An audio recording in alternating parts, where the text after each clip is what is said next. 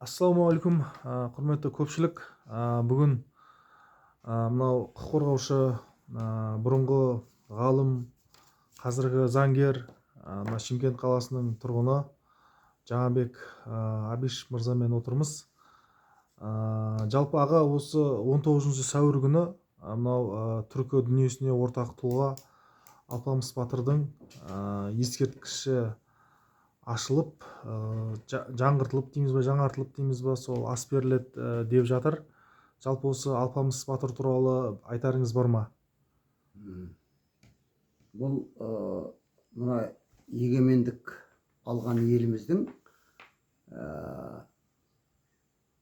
кеште болса қойылған біздің тарихымыздың үлкен бір құрамын ұстайтын атақты Алпамыс батырдың бұдан қазіргі тарихшылардың айтуы бойынша 1300-1400 жыл бұрын өмірде болған, өмірге келген тарихи тұлға екен рас. Ендеше бұл Алпамыс батыр туралы жырдың өзі атақты Гомердің Илиадасы сияқты, немесе қырғыздың Манасы сияқты, үндінің жаңағы Махатхама деген бір несі болу керек, солар сияқты белгілі жырдың ретінде зерттелу қажет. Және осы жөнінде ұмытпасам 14-15 жылдар болу керек, белгілі журналист, менің досым Өмірзақ Ақжігіттің бірнеше мақаласы шығып, по-моему екеуі де үшеуі мақаласы шығып, және осы жиындарда өзінің сөйлеген сөзінде осы мәселені көтермей жүргені. Және мынау Қоңырат ағайындарға бұл ұят болады, шыққан жері бар ғой. Кез келген батыр, белгілі тұлға қазақтың егер инкубатордан шықпаса, біреуіне шығу керек қой. Ендеше оны шығаратын мынау Қонаевтың заманынан бастап жаңағы бөлініп кеткен қазақ бір-біріне аларып қарамай ортақ тұлға етін шығару керек. Бірақ бастамашы болу керек еді. Сол Қоңырат ағайындарға сын айтқан, сонан кейін барып қойылды бұл меніңше. Қателесуім мүмкін. Бірақ өкінішке орай Өмірзақ досым болсын айтайын, соның ашылу салтанатын Өмірзақ шақырылмай қалып кетеді. Бірақ тарихта оның мақалаларында, оның мақаласы басқа белгілі тұлғалардың мақалында, мысалы Бақыт Сарбалаұлының мақалында бірнеше рет айтылған, тағы да басқа кісілердің мақалаларында бұл мәселе айтылады. Енді өте дұрыс нәрсе, Құдай қаласа жиынына барамыз. Мәселе менің айтайын дегенім, ғалым есебінде тек қана ол белгілі тұлғаның жаңағы жырдың, эпостың жаңағы кейіпкері Алпамыстың туған жері Жидерлі-Байсын жерінде, Қоңыраттың елінде, Байбөр деген бай бопты, бір балаға зар бопты деп басылатын жырда Жидерлі-Байсын жеріндегі. Ол мына біздің оңтүстіктің өлген жері мына Қызылорда облысында болу керек, Жалағаш болу керек, сол маңайларда. Ал туған жері мына Жидерлі-Байсын жерінде, мына Жылыбұлақ деген бұлақ бар, мынау Құмкент ауылының тұсында Құмкент сақпазы болған. Мен де сол жерде туып өскем. Сол жерден көрген мен. Оң жағында Жамбыл облысының Сталин селосы болған, қазіргі Қызылдиқан ауылда аталады. Сондықтан бұл жердің ерекшелігі мынада. Жаңағы жырда айтылғандай, бір балаға зар болған Байбөрінің мынау Қожа Ахмет Яссауиге түнеп, басқа әулиелерге түнеп, ішеден көрмей, соның нәтижесі болмаған жөнінде айтылатын жырда. Сөйтіп, сол Жылыбұлаққа келгенде, қазір кешенде тұрған жерде, көзінің түсіне аян береді, сонда Бабатүкті шашты әжесі сөйге түнеп, бірнеше күн жатады, соны бала көреді. Бұл жаңағы әулиенің әрекет деп саналған. Енді мына 20-шы ғасыр, 21-шы ғасырға қайтып келейік. Ана 1300-1400 жылдан секіріп. 20-шы ғасырдың басында, 20-30 жылдарда болу керек, медицинада осы радиацияның әлсіздеу түріменен емдеу жөнінде ғылыми еңбектер жариялана бастайды, зерттеле бастайды.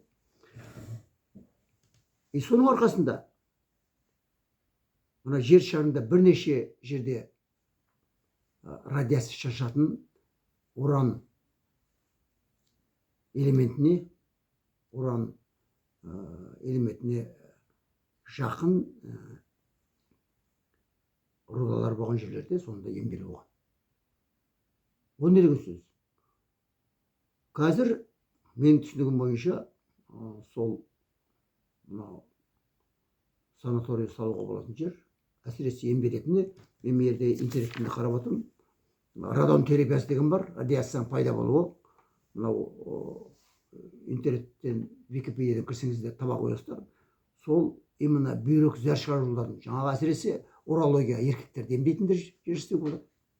Және әйелдердің жаңағы сол бала көтеру, репродукциялық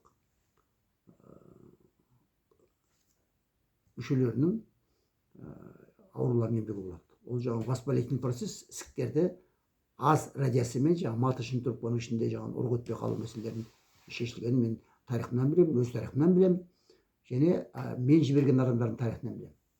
Әсіресе соңғы 15 жылдың ішінде. Сондықтан өте өкінішті мынау бизнесті тек қана бизнестен мынау тендерменен бөліп алып, бюджеттің ақшасын сөйтіп бірдеңе салды деп түсінетін қазақтың ұлттың болашағы үшін сөйлге санаторий салып, бүкіл дүние жүзінен келетіндей емдейтін санаторий салып, немесе жаңағы емдік қасиеті бар емханалар салып, сонан пайда көргісі келмеуінде, бюджетті бөліп алғаннан басқа, коррупциялық әрекетпен бөліп алғаннан басқа мешеулігі өкінішті болды. Сондықтан ертеңге болатын аста осыны көрген азаматтардың ой туып, Алпамыс батырдың ұрпағымыз ғой біз, осыны неге істейміз деген ой туатын болса, міне Алпамыс батырдың жырының 21 ғасырдағы менің еліме көмегі салынады. Өліп қалған, шіріп кеткен жоқ, бірақ аты қалған, рухы қалған. Тұлғаның қазіргі қасиеті кетіп қалған. Өзінің ұлтына пайдасы осы болар деп ойлаймын. Сондықтан оған барамыз, міндетті түрде барамыз. Және осыны көрген, соған дейін ертең болады деп отырсың ба, бір күні бола ма? 19-ында болса, осыны көргендер соны ойланса, кешегі Өмірзақтың бірнеше мақаласы алып кесіне салдырса, менің осымнан кейін, осы сөзімнен кейін санаторий салынса, осы Өмірзақтың еңбегінің ғана емес, менің еңбегімнің де, қазақ деген менің ұлтымның. Құрметті көрермен, қазақ болсаңыз, осы сізіңізде ұлты болуы мүмкін. Енесе ұлтына жаны ашымаған адамның ертең өліп қалған жақсы болады. Сондықтан зиян тимейді екен ғой. Ал пайдасы тиетін өзінің ойын, білімін Өмірзақта соны көрсетті. Өзінің тарихымызды білетінін. Бұл жөнінде ана Боранбай деген Созақтың белгілі тұлғасының мақаласы да болған, Жарылқасын Боранбай деген. Ол кісі қазір Алматыда болу керек. Осындай айтып жүрген адамдар көп болды, бірақ жеткізе алмадық деймін. Оқығысы келмейтін, кітап оқымайтын заманда. Ал енді қазір мына заманда интернетті қолындағы андамасынан, смартфонынан көретін қазақ осыны көріп, дүрсіл күндіп, әсіресе дүниесі бар адамдар санаторий салса, үлкен, осы жаңағы ертең болатын, жаңағы тойханада болатын, тамақ ішетін, қарын тойдыратын адамдардың ойына түссе, ойпырмай деген ой келсе, мынау бай бөрінің баласының менің еліме 21 ғасырда тиген пайдасы сол болар деп ойлаймын. Сондықтан мен барамыз, конечно, әрине. Білгенімізді айту үшін. Ал осыны көргендер сол осы сөзді қозғайды деп ойлаймын. Ізденген адамға интернетте бәрі бар. Ал созақтың жерінде радиация бар екеніне ешкім шүбә келтірмейді ғой. Уранның жаңағы уранның хегін, оның закис азотын, закис окисін шығарып жүргендер, араласып жүргендер білмейтіндер жоқ шығар, тек қана созақ емес, қазақтың ішінде. Сондықтан осындай қисынды әңгімені кез келген нәрсе осындай қисыннан басталады. Кешегі Ұлы Отан соғысы кезінде уранның бар екенінде бірінші қисыннан бастап, қисыннан, ол кезде мынау бірден бұрғылап тапқан жоқпыз. Созақтағы уранның бар екенін сол 45 жылы Сталиннің несіменен басталған, 46 жылы Волхов геология келіп жаңағы уранды қазып іздей бастады.